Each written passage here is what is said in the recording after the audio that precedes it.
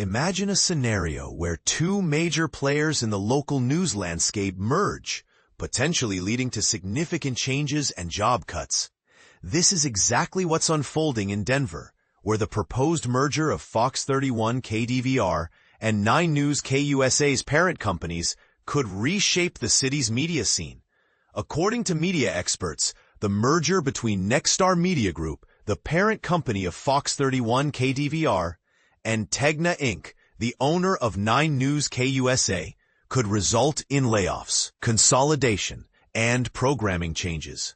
On Tuesday, Nexstar Media Group, headquartered in Irving, Texas, announced plans to acquire Virginia-based Tegna Inc. in a blockbuster deal valued at $6.2 billion. The merger, if approved by federal regulators, is expected to close in the latter half of 2026.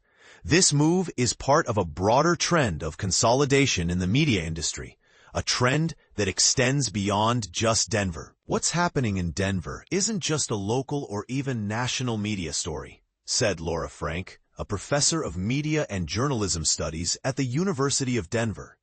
This is part of a much bigger pattern we've seen across industries. For instance, similar mergers have led to reduced competition and fewer unique voices in other sectors, such as airlines and retail.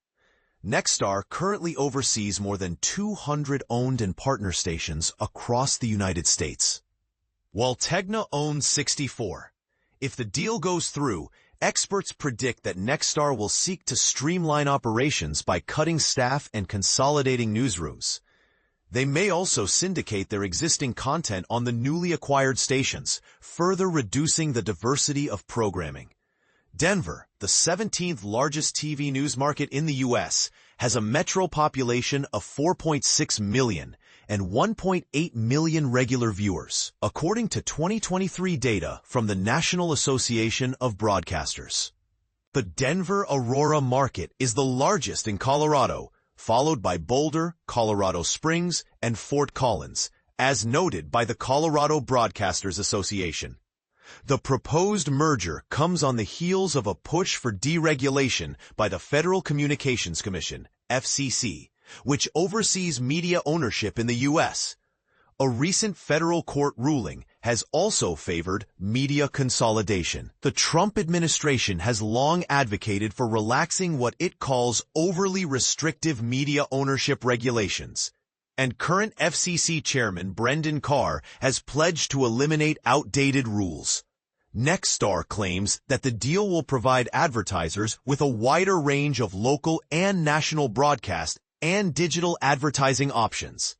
However, industry analysts argue that this consolidation is driven by the need for traditional media to compete with streaming services, podcasts, and digital newsletters. But here's where it gets controversial. When consolidation occurs, communities often lose something essential, such as local identity and diverse voices. Its particular approach and voice could vanish, not because it failed, but because efficiency demanded it, said Frank, referring to the potential loss of 9 News' unique brand identity. The larger news ecosystem could also suffer, according to Kimberly A. Spencer, director of the Colorado Media Project. She warns that the deal could weaken a commercial anchor institution like 9 News, especially as public media faces its own funding crisis. Spencer adds that the consolidation could lead to the growth of news deserts across Colorado, where smaller, hyper-local outlets lack the resources to fill the void left by larger stations. And this is the part most people miss. The loss of local news sources can have far-reaching consequences, including reduced civic engagement and increased misinformation. Both Tegna and Nexstar have stated that they will maintain editorial independence at their stations. However, critics argue that this promise may be difficult to keep, as cost-cutting measures could lead to the reduction of investigative reporting and local commentary. Francisco R. Montero, a Virginia-based attorney and advisor to the Colorado Broadcasting Association, notes, "These transactions create synergies, and when that happens, you are going to see a trimming of costs, whether in the back office or through workforce reductions for redundant positions." The push for deregulation is based on the argument that U.S. media ownership rules were written before the digital age, making it hard for traditional media to compete with tech giants like Google. Montero explains, how are you going to prevent an AM radio station from owning a newspaper in the same market these days? It's like regulating typewriter ribbons in a digital world. Despite the changing media landscape, local ratings have remained relatively stable, according to Comscore data. NBC affiliate 9 News continues to draw the most viewers, followed by KDVR, Fox, KCNC, CBS, KMGH, ABC, and KWGN, the CW, also owned by Nexstar. However, Denver TV stations are increasingly reluctant to confirm ratings numbers, preferring to emphasize online visitors and digital growth. The FCC's recent actions, including the vacating of the Top 4 rule, which previously prohibited ownership of more than one of the top 4 stations in a single market, could pave the way for more mergers.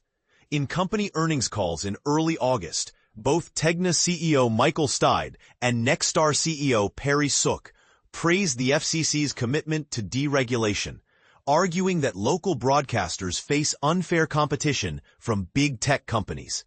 So, what do you think? Is the push for deregulation and consolidation in the media industry a necessary step to keep local news viable? Or does it risk eroding the quality and diversity of local journalism? Share your thoughts in the comments below.